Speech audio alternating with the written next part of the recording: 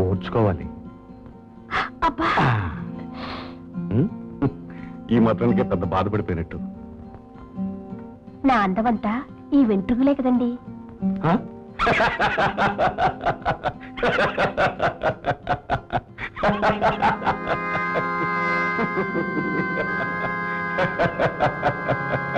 వీరి జీవితంలో మారలేరు. నా మనసు ఎప్పుడూ నీకు ఇచ్చేశాను లావండి. మనసనేది 10గురికి పంచేది కాని ఒక్కరికే ఇచ్చేది కాదు. ఎంతగా ఉందే. తల్లి, తండ్రి, భార్య, బిడ్డ, స్నేహితులకి అందరికీ పంచాలి. అందరికంటే నిన్నే ఎక్కువగా చూస్తున్నానుగా. ఉంపుడు గత్తులానేగా.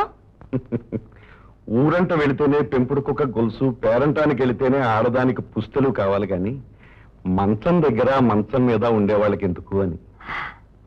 కుక్కతో పోల్చారన్నమాట. అది కాదు. అయితే దాంతో కాపురం చేసేవాళ్ళే ఉంటారు. లావణ్య, ఇలా కోపం వచ్చినా మోజు తీరిపోయినా వీధిలోకి విసిరేయకుండా. విసిరేసినా బ్రతకడానికి డబ్బు కావాలి కానీ లైసెన్స్ వెళ్ళేందుకు? మీకు న్యూసెన్స్ తగ్గిద్దామని, సాగర్కి న్యూ సెన్స్ తెప్పిద్దామని. అతడు కూడా ఒప్పుకున్నాడు మన పెళ్లికి.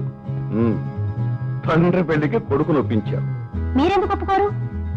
పాపిల్ని కూలిపోతే అందంగా ఉండే కొత్తిల్లు కట్టుకోవడం లేదు. లావణ్య, బిడ్డ పోయినా మరో బిడ్డను తెచ్చి పెంచుకోవచ్చు. డబ్బంతా పోయినా మళ్ళీ కూడా పెట్టుకోవచ్చు. కానీ ఒక్కసారి పరువు పోతే మాత్రం మళ్ళీ సంపాదించుకోలేం. ఆలోచించుకో.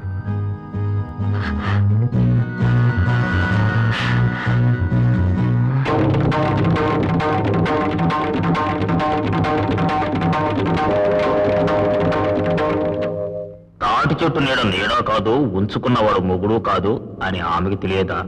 తగిలించుకోవడం సులువే గాని వదిలించుకోవడం కష్టమని అతనికి తెలియదా?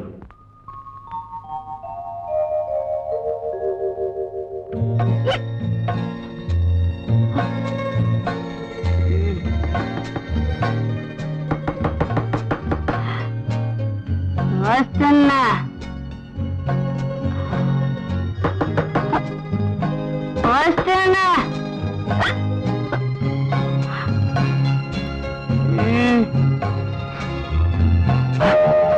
ఆంటీ, నీకోసమే చూస్తున్నా. ఎందుకు ఆంగుగో, ఆంటీ? ఈ బొమ్మతో ఆడుగో, ఓ, నీ ఇష్టం వచ్చినట్టు వాడుకో.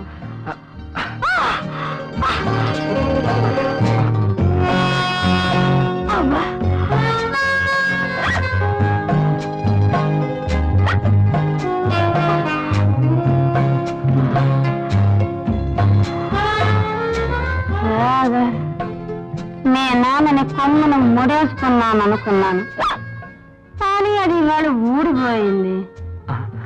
అతన్ని నా మెడకు వేలాడమన్నాను, కానీ నన్ను పడగదిలో మాత్రమే కనిపించే బనీల్లో ఉండిపోమన్నాడు. అంతేకాదు, నా పరువుని ఇలా పర్వాలేను, కావాలంటే నీ చీరనే పరుచుగా అన్నాడు. వీల్లేదు, నేనుండగా నీకంత కర్మ పట్టడానికి వీల్లేదు. నేను నీ మీద ఆశలు పెట్టుకున్నాను. రా సాగర్, రా.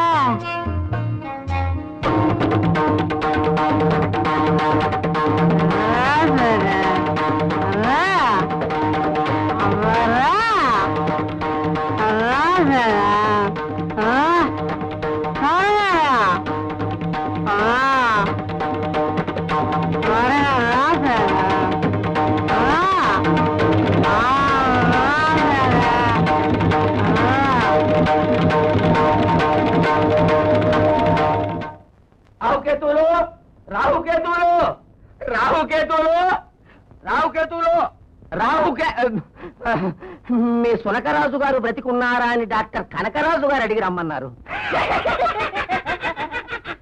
మీకేమైనా పిచ్చెత్తిందా? మమ్మల్ని ఇంకా కుక్క కరవలేదుగా, నాకింకా ట్రీట్మెంట్ పూర్తి కాలేదుగా. అయితేనేమి, అవకపోతేనేమి, అది పోతేనేమి, మీరు పోతేనేమి.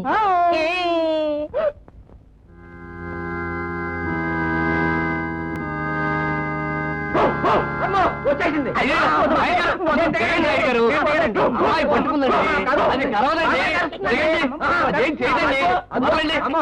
అది కాదు, నన్ను వదలకండి.